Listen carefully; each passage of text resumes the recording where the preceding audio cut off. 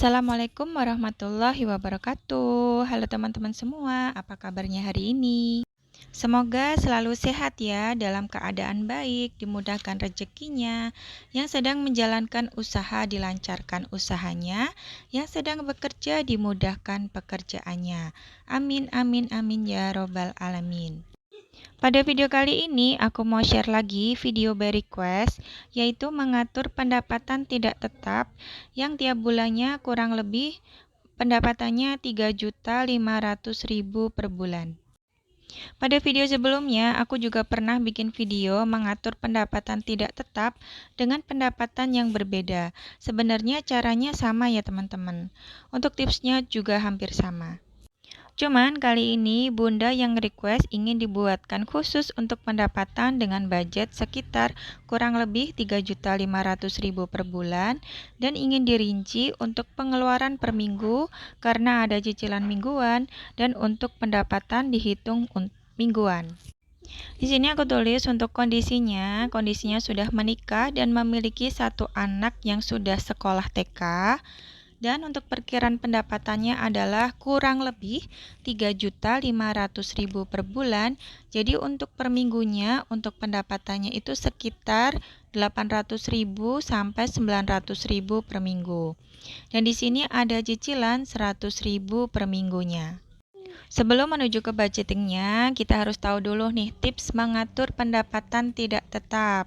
Yang pertama adalah kita harus mengetahui arus keuangan. Biarpun pendapatannya itu tidak tetap, tetapi harus dicatat untuk pengeluarannya itu harus tetap ya teman-teman. Dan yang kedua adalah mencatat pengeluaran setiap hari. Nah, ini adalah kuncinya ya teman-teman. Jadi supaya kita tahu nih berapa sih pengeluaran setiap bulannya, kita butuh budget berapa.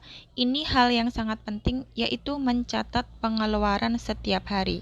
Jadi mau nggak mau, jangan ada rasa malas untuk mencatat pengeluaran setiap harinya untuk mengetahui fixed cost atau biaya kebutuhan tetap dalam satu bulannya. Terkadang teman-teman ada yang kirim ke pesan gitu ya, kalau mereka ini ingin nabung, ingin membenahi budgeting mereka, tapi teman-teman nggak mau catat pengeluaran tiap harinya, dan nggak tahu pengeluaran tiap bulannya itu butuh budget berapa. Nah, ini jangan sampai gitu ya teman-teman. Kalau kita ingin memulai budgeting yang sehat dan kita mau nabung untuk tiap bulannya, mau berubah, kita juga harus berubah dari hal-hal yang kecil, yaitu mencatat pengeluaran setiap hari. Karena dengan mencatat pengeluaran setiap hari ini, kita akan tahu nih, kemana aja sih uang yang kita pakai selama ini, dipakai hanya untuk kebutuhan saja atau dipakai lebih banyak untuk keinginan. Tips yang ketiga adalah evaluasi pengeluaran bulan ini dan pembenahan di bulan depan. Kita bisa cek di bulan ini misalnya apa aja sih yang kira-kira bisa di-cut atau dikurangin.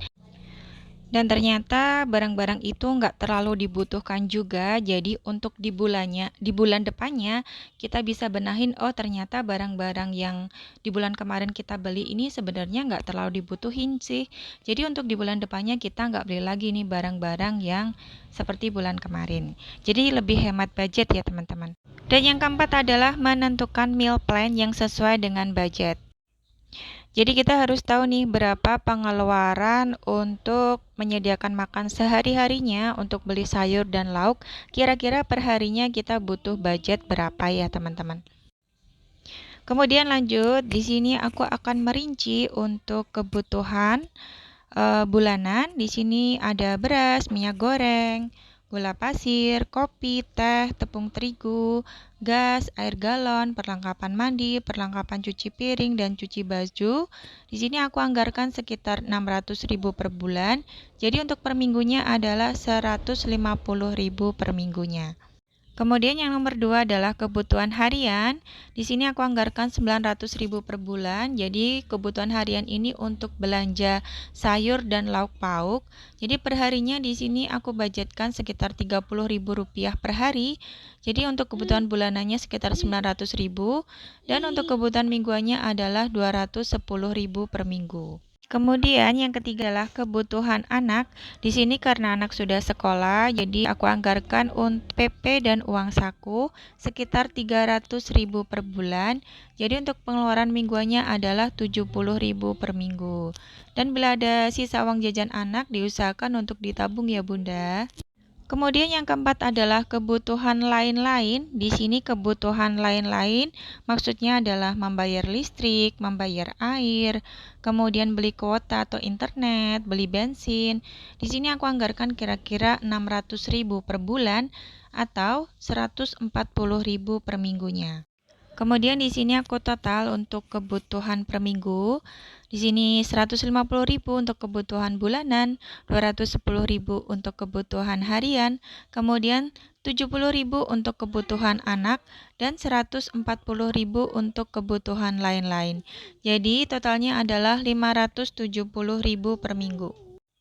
Kemudian lanjut, di sini aku akan tulis untuk kebutuhan ditambah cicilan. Kemudian di sini aku lanjut untuk kebutuhan dan cicilan. 570.000 ditambah cicilannya ini 100.000 per minggu, jadi totalnya adalah 670.000 per minggunya. Dan di sini aku misalkan untuk pendapatan minggu pertama, misalnya adalah 800.000 per minggu, kita kurangin aja untuk kebutuhan dan cicilan ya. Totalnya tadi adalah 670.000 untuk per minggu, jadi masih ada sisa uang Rp130.000. Kemudian untuk pendapatan minggu kedua, di sini aku misalkan pendapatannya untuk minggu kedua adalah Rp900.000 dikurangi kebutuhan Rp670.000, masih ada sisa Rp230.000. Kemudian untuk pendapatan minggu ketiga adalah Rp600.000, jadi nggak sesuai target. Biasanya targetnya 800.000 sampai 900.000. Dan ternyata di minggu ketiga ini tidak capai target ya teman-teman. Cuma 600.000 per minggu, jadi untuk kebutuhannya ini kita turunkan aja sekitar mungkin 550.000. Jadi kita lebih berhemat nih, mungkin untuk segi meal plan-nya, jadi biasanya 30.000 per hari, bisa diturunin untuk meal plan-nya 20.000 sampai 25.000 per harinya. Jadi masih ada sisa uang biarpun sedikit, sekitar Rp50.000. Kemudian selanjutnya di sini aku tulis ada sedekah. Uang sedekah ini bisa diambil dari sisa uang, misalnya dari minggu pertama ini ada uang sisa 130.000 ya. Kita bisa sedekahkan nih sekitar 2,5%-nya dari 130.000, yaitu sekitar Rp3.000 per minggunya. Aku pikir enggak berat ya teman-teman. Untuk sedekah 3.000 per minggu itu enggak berat. Karena sedekah ini aku percaya ini sangat memperlancar rezeki. Dan menurut aku ini yang bikin dagangan kita makin laris manis. Kemudian yang minggu kedua, di sini ada sisa 230.000, jadi sedekahkan aja 2,5%-nya. Jadi bisa sedekah untuk per minggunya Rp5.000. Kemudian lanjut, yang terakhir adalah tabungan. Tabungan ini diambil dari sisa uang setelah memenuhi kebutuhan dan cicilannya teman-teman. Untuk jenis tabungannya di sini aku tulis ada 4. Mohon maaf ini aku tulisnya ada 5 ya. Sebenarnya ada 4. Yang pertama adalah tabungan dana darurat.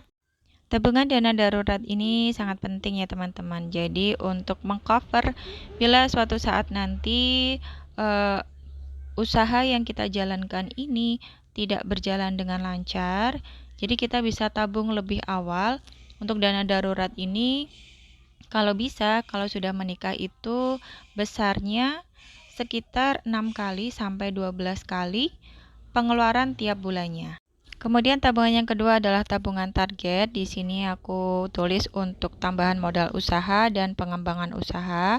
Kemudian yang ketiga adalah tabungan dana pendidikan.